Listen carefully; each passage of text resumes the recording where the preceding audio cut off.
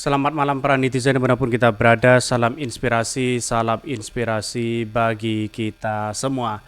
Ini gimana begitu, kok arogansinya sangat luar biasa begitu. Anies Imin dilaporkan ke Bawaslu soal dana kampanye. Timnas Amin jangan baper katanya begitu ya. Timnas Amin mengatakan jangan baper ya. Kenapa? Kalau dana kampanyenya hanya 1 miliar di situ begitu kan. Karena pada kenyataannya tidak ada finansial yang kemudian mendukung ya salah satu calon kepada Anies Baswedan di situ begitu kan. Ada orang dukung intervensi, ada orang yang dukung diteror begitu kan. Mana ada di situ begitu. Wajar kalau ada 1 miliar di situ begitu kan. Artinya apa? Artinya selama ini ya dengan batas-batas seperti ini begitu kan. Kenapa kok masih dilaporkan? Ya, survei di urutan ketiga dilaporkan. Ini kan aneh mereka begitu. Jangan-jangan ya apa yang dikatakan oleh Timnas Amin, wah ini baper begitu kan ya. Kok bisa ya dikit-dikit baper, dikit-dikit lapor, dikit-dikit baper. Bagaimana untuk bisa berdemokrasi secara baik, secara betul begitu kan ya. Kalau toh pada hakikatnya dikit-dikit lapor. Ini kan nuansa-nuansa politik ya, yang penting tidak melebihi dari batas begitu kan. Ya, berbeda dengan Prabowo 24 miliar, sedangkan Ganjar 23 miliar kalau nggak salah begitu kan. Tapi inilah Anies Baswedan yang hanya didapatkan ya 1 miliar di situ begitu kan. Karena memang Anies Baswedan calon presiden yang paling kecil ya finansial mereka, dana kampanye paling kecil begitu kan. Kenapa toh pada akhirnya dilaporkan ada apa begitu kan ya? Mau dilaporkan berapa miliar? Coba bayangkan, 10 miliar atau 20 miliar begitu kan ya. Saya kira inilah kemampuan dari Amin di situ ya. Banyak orang ya bagaimanapun ya Anies Baswedan disalahkan. Ini salah, itu salah ya, apalagi begitu kan ya selalu menyalahkan Anies Baswedan di situ begitu. Anies Imin dilaporkan ke Bawaslu soal dana kampanye. Timnas Amin mengatakan jangan baper ya. Laporin juga tuh ke Bawaslu ya para tukang lukis tangan baliho kain karung tepung terigu ya karung bekas gula beras. Laporin juga banyak para pengusaha UMKM yang memberi sumbangan sukarela tanpa minta jadi menteri dan sebagainya. Ini kenapa harusnya seperti itu begitu kan? Dikit-dikit lapor begitu kan? Ya, kok Anies Baswedan yang selalu disalahkan? Ada apa begitu kan? Ini yang mesti kita cermat di situ begitu. Kalau toh pada hakikatnya dikit-dikit lapor, di mana letak logikanya sebagai seorang ya bangsa kita yang kemudian menganut pada ya sistem demokrasi kita begitu kan. Jadi kalau kita melihat dengan apa yang kemudian disampaikan narasi-narasi dari orang-orang yang melaporkan Amin, menurut saya pribadi agak tidak berpikir secara rasional ya. Rasionalitasnya mereka sudah kurang atau sudah habis begitu kan. Karena apa? Karena seolah-olah ini kan menurut saya pribadi bukan melaporkan tapi atas nama kebencian begitu kan. Bisa saja seperti itu. Karena dana kampanye Anies Baswedan paling kecil begitu karena finansialnya di situ begitu kan. Ada orang yang nyumbang, diintervensi, diteror di situ. Sudah jelas mereka begitu.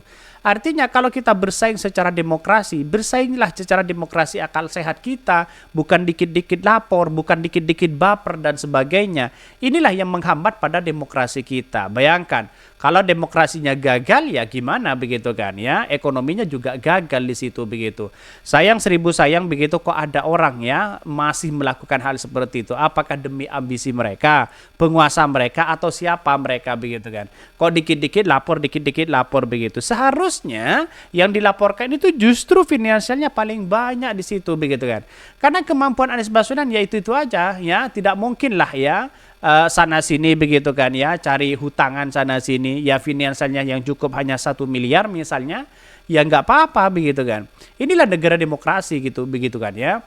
Kepala pelatih timnas ya nasional Timnas Amin pemenangan Anies Caimin ya Ahmad Ali mengaku heran dengan orang yang mengadukan paslon nomor 1 ini ke Badan Pengawas Pemilu Bawaslu terkait dana awal kampanye yang hanya mencapai 1 miliar. Pasalnya hanya pasangan Amin yang dilaporkan pelihara dana kampanye tersebut. Terus kenapa Ganjar tidak dilaporkan? Kenapa hanya Anies yang dilaporkan? Kata Ali ya di Jakarta. Ali menegaskan jika angka 1 miliar rupiah itu sudah cukup besar ya kenapa tidak begitu kan. Sedangkan ya 1 miliar itu angka yang besar menurut saya. Yang dilaporkan dana kampanye itu dalam rekening kampanye saat ya sebelum daftar menjadi calon presiden.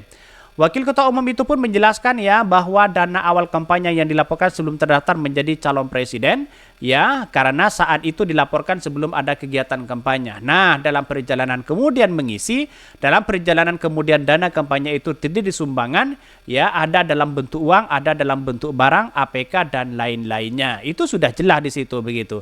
Jadi artinya apa? Artinya kok dikit-dikit lapor begitu. Ada apa begitu kan? Rasionalitas kita, pemikiran-pemikiran kita itu sudah lebih condong bagaimana demokrasi itu membangun di situ tanpa adanya uang, tanpa adanya minta bantuan sana sini. Kalau ingin bantu ya silahkan begitu kan. Toh pada hakikatnya dibantu salah, tidak dibantu salah begitu kan. Melangkah sana sini salah begitu ya. Apa yang harus dilakukan? Apakah dengan cara-cara seperti itu lawan-lawan mereka begitu kan ya? Menuduh sana sini, lapor sana sini, lapor ke Bawaslu, lapor ke Bareskem begitu kan. Kemarin ribut masalah soal nama Amin dan sekarang ribut masalah dana kampanye. Ribut apa lagi begitu kan? Ya padahal itu sudah diintervensi begitu kan ya. Masyarakat diintimidasi karena salah satu dukungan ya memberikan finansial kepada bantuan kepada Anies Baswedan di situ. Ia pun meminta kepada seluruh pihak yang melaporkan untuk jangan baper. Jangan terlalu baper lah, bilang sama teman-teman yang suka lapor-lapor. Sebelum advokat Lingkar Nusantara Lisan melaporkan capres dan cawapres nomor urut 1 itu ke Bawaslu, anggota advokat Lisan M. Fikri Tamrin menilai dana awal kampanye 1 miliar yang dilaporkan kandidat capres cawapres nomor urut 1 Anies Baswedan dan Muhaimin Iskandar ini tidak masuk akal. Dana kampanye yang dilaporkan justru kontras dengan kenyataan di lapangan. Dari biaya pesawat jet pribadi dan sewa kantor tim sukses di area ya Menteng saja sudah cukuplah tinggi.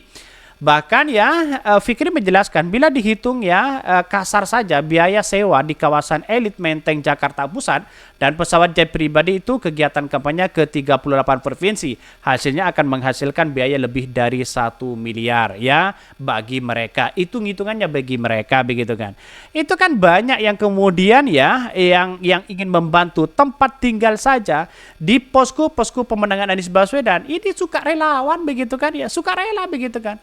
Apalagi mencetak kaos, mencetak banner itu Anies Baswedan paling kecil karena itu hasil patungan begitu kan ya, hasil bantingan di situ begitu kan. Yang satu nyumbang ini, nyumbang itu dan sebagainya. Jangan-jangan tempat ada yang menyumbang di situ begitu kan. Jadi artinya apa? Artinya kalau tempat sudah ada yang menyumbang, semuanya saya menyumbang, saya kira ngapain kita masih mempermasalahkan itu begitu kan ya. Ini kan logika-logika mereka begitu kan seolah-olah ditentukan pada uang finansial begitu kan. Apa-apa uang. Bukan seperti itu cara kita berpikir kepada demokrasi begitu kan. Kalau kita secara sering berdemokrasi, oke lah begitu kan. Dengan cara apa? Finansial kita itu buang, biarlah masyarakat yang akan menilai begitu. Mungkin itu yang kami sampaikan ya, tonton terus channel Hot dari Podcast Rakyat ini karena ada berita-berita menarik dan viral setiap harinya. Salam para netizen, salam inspirasi bagi kita semua. Jangan lupa di subscribe di YouTube Hot dari Podcast Rakyat ini.